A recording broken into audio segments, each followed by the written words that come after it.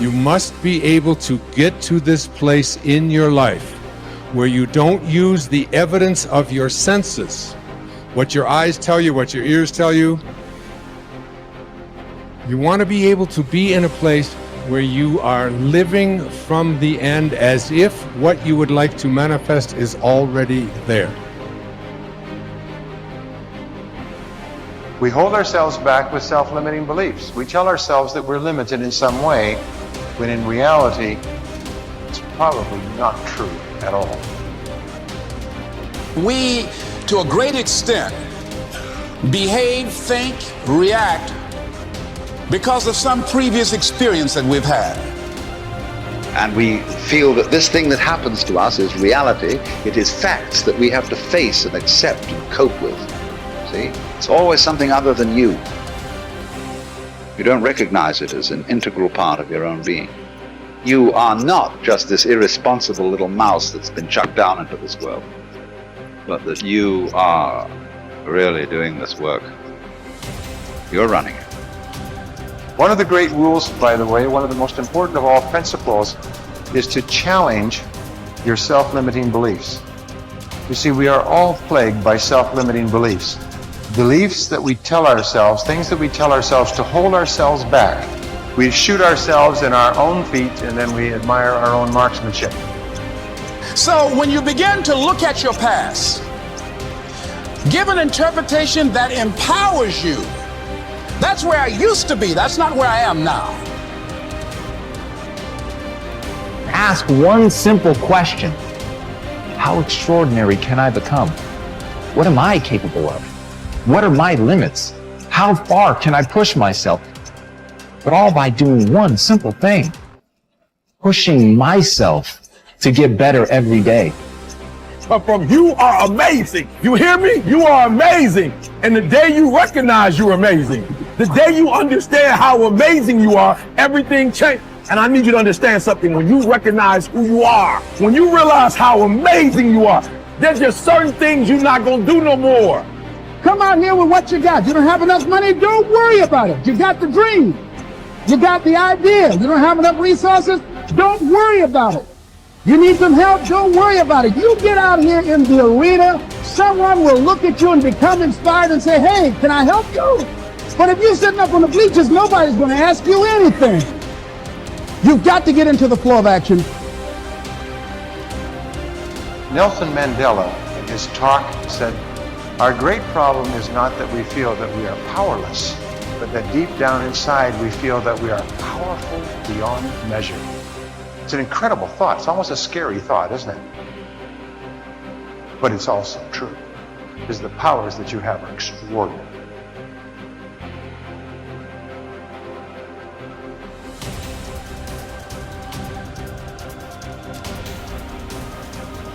Perception can rewrite the genetic code.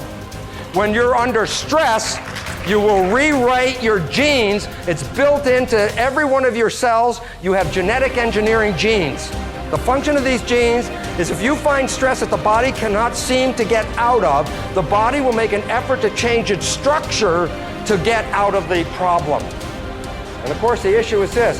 What if your perception wasn't real? And you change your genes? Now you're in deep doo-doo. And we now find a very important fact. 95% of cancer has no genetic linkage. 95% of cancer is a response of the individual cells to their experiencing life. And if you change your experiences, you can change the presence of that cancer. You think 60 to 70,000 thoughts in one day.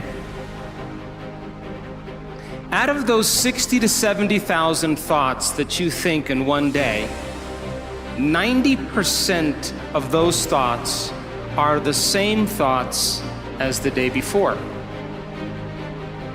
So if you believe that your thoughts somehow are connected to your life, then the same thoughts always lead to the same choices. The same choices always lead to the same behaviors. The same behaviors create the same experiences, and the same experiences produce the same emotions. And those very same emotions drive the very same thoughts.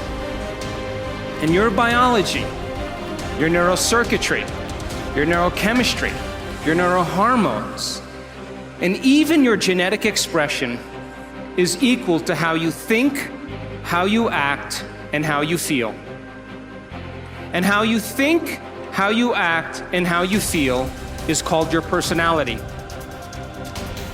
And your personality creates your personal reality. That's it. So then, if you wanted to create a new personal reality, a new life, then you would have to start thinking about what you've been thinking about and change it.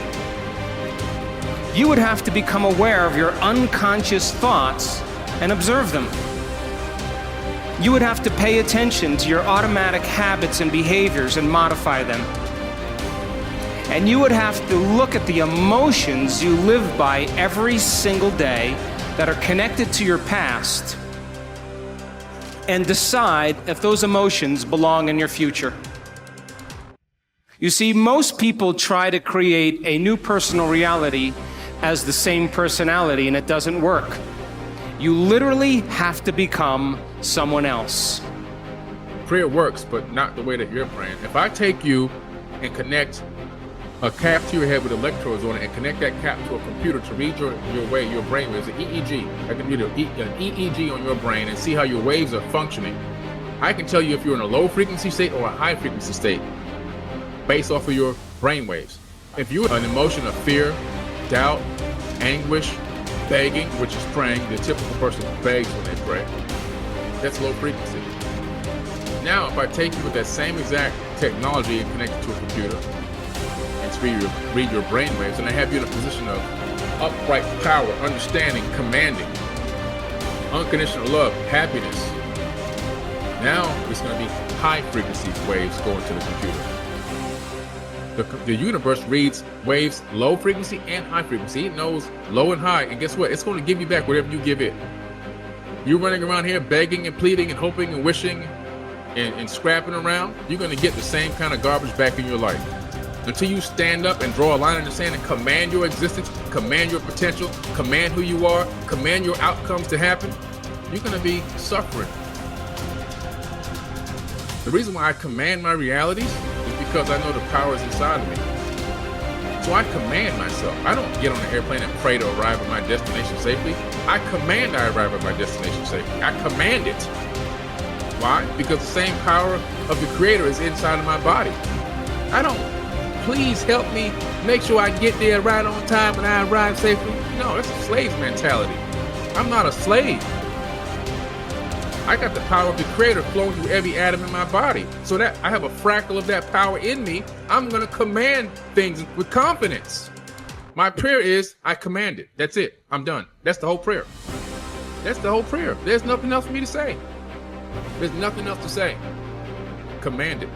Walk in your true power. Another major assumption is that we're equivalent to genetic automatons. We have genes, they control us, we don't control the genes, and therefore we're sort of like victims of our heredity. You got cancer running in your family, you say, oh my goodness, I'm going to get the cancer, I got the genes, or Alzheimer's, or diabetes, whatever. This is completely false, because it turns out genes control nothing. It's really the environment that is controlling the genes, and more importantly, our perception of the environment. How we see the world, what we think about the world is adjusting our genetics. So we find out disease, 1% of disease is connected to genetics. 90% or more of disease is connected to how we live in the world, because how we live in the world is altering or affecting our genetic activity. So what we know and what we believe is changing our reality constantly. Right, because the new science is called epigenetics. And what it means is this: our beliefs and how we see the world, we change our genetics. So rather than being victims, which we have believed all the way up to now, we are the masters. We change our genetics just by how we respond to the world. So we can change our responses, which means then we can change our genetics. So we're not victims. And one of the most personally exciting things that happened to my life was to recognize that I was not a victim of my genes or a victim of my society, that I actually am a creator of my life. And once understanding that nature and expressing that creativity, I profoundly changed my life from being a victim to being a master of my creation. And today, I have such a wonderful life that it actually has no comparison to the first 40 years of my life where I lived under the programming that I received as a child. Today, I've created such a joyous, wonderful life that I look forward every day to waking up to have another day on this beautiful planet.